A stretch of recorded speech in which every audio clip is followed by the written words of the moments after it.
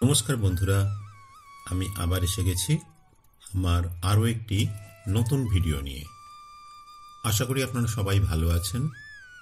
সামনের দিনগুলো আপনাদের খুব সুন্দরভাবে কাটুক, এটাই আমি চাইছি।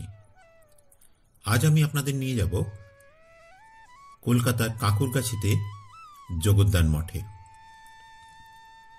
ভীষণ সুন্দর অপূর্ব এই শান্ত স্থান।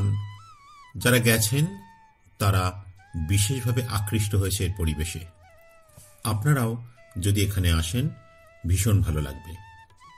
প্রথমে আমি আপনাদের জানিয়ে দিই এখানে আপনারা কিভাবে আসবেন। হাওড়া বা শিয়ালদা থেকে প্রচুর বাস আসছে। তারা যদি বাইপাস ধরে আসেন আপনাদের নামতে হবে বেঙ্গল কেমিক্যাল বাস স্টপে। সেখান থেকে হাঁটা পথে জাস্ট মিনিট 5। যারা শিয়ালদা থেকে আসবেন তারা যদি বিধাননগর রেল স্টেশনে নামেন, সেখান থেকে বাসে করে আপনারা বাইপাস ধরে আসতে পারেন বেঙ্গল কেমিক্যালে। বেঙ্গল কেমিক্যাল স্টপেজে নেমে আপনারা আপনাদের যে স্টপেজে নামবেন সেই স্টপেজের ঠিক অপোজিটের রাস্তাটা, যেটা কাঁকুরগাছির দিকে যাচ্ছে, সেই রাস্তাটা ধরে সোজা পৌঁছে যেতে পারেন এই জগদ্দান মঠে।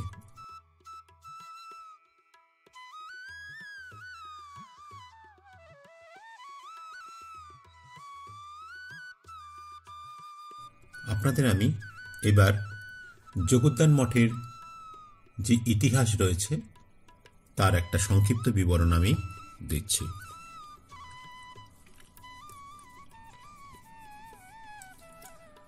কলকাতা মেডিকেল কলেজের একজন বিখ্যাত রসায়নবিদ রামচন্দ্র দত্ত 1879 সালে রামকৃষ্ণ দেবের সংস্পর্শে আসেন।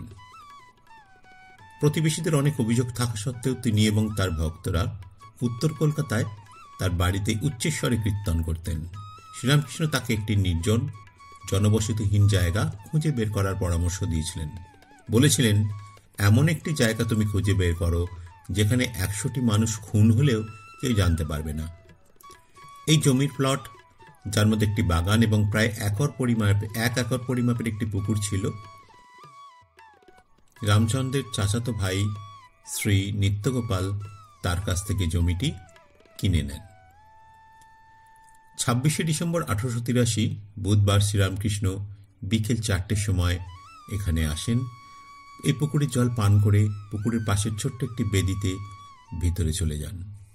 এই পরিবেশ থেকে তিনি আনন্দিত হয়ে এই জায়গার নাম দেন জগদ্দান। তিনি রামচন্দ্রকে এখানে পঞ্চবটী গাছ লাগানোর নির্দেশ দিয়েছিলেন।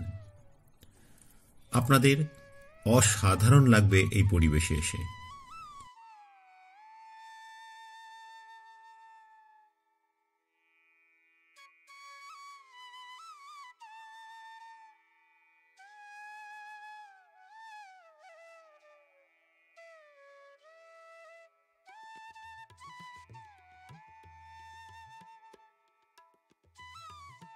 যারা এখন আমার চ্যানেলটিকে সাবস্ক্রাইব করে দেননি তারা অবশ্যই সাবস্ক্রাইব করে দেবেন এবং নোটিফিকেশন বেলটি অন করে দেবেন, যাতে আমার নতুন কোনো ভিডিও এলে আপনাদের কাছে তা নোটিফাইড হতে পারে।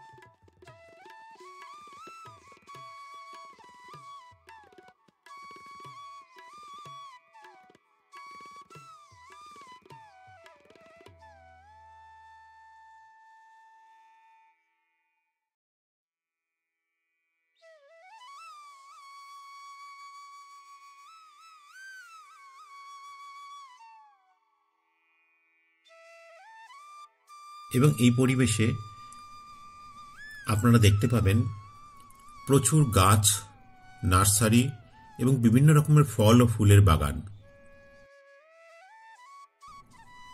এবং অতি যত্নে এখানে সেই বাগান লালিত হয়ে চলেছে। সেখানকার কর্মঠ মানুষজন নিত্য এই বাগান, নার্সারিকে যত্নে সহকারে লালিত করেন, তাই জন্য হয়তো এত সুন্দর লাগছে। দেখুন, চারিদিকের এই সবুজ প্রান্তর স্বাভাবিকভাবেই আমাদের মনকে আকৃষ্ট করে।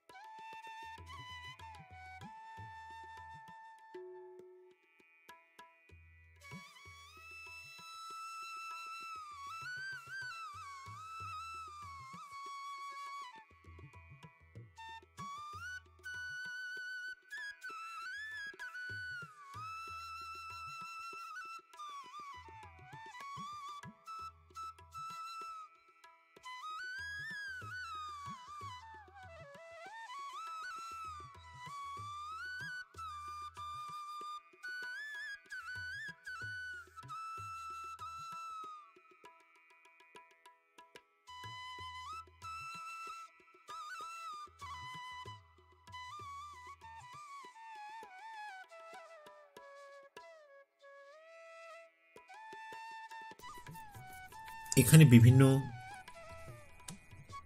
উৎসব হয়, এই উৎসবে প্রচুর জনসমাগম হয় এবং এখানে প্রতিদিনই ভোগের আয়োজন করা হয়, ভোগ প্রসাদের। আপনারা এই মঠের অফিসে এসে ভোগের কুপন সংগ্রহ করতে পারেন এবং ঠিক 12টা থেকে ভোগ প্রসাদের ব্যবস্থা করা হয়।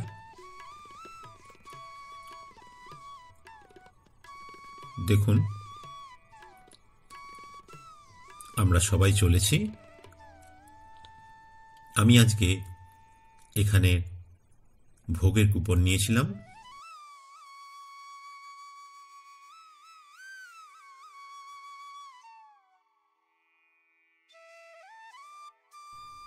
খিচুড়ি, ভাত, শাকান্ন, আলু পটলের তরকারি,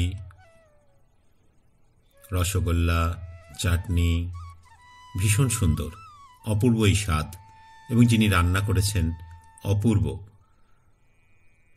কোনো প্রশংসাই যথেষ্ট নয়। আপনারা আসুন, আপনাদেরও ভীষণ ভালো লাগবে এই জায়গাটি।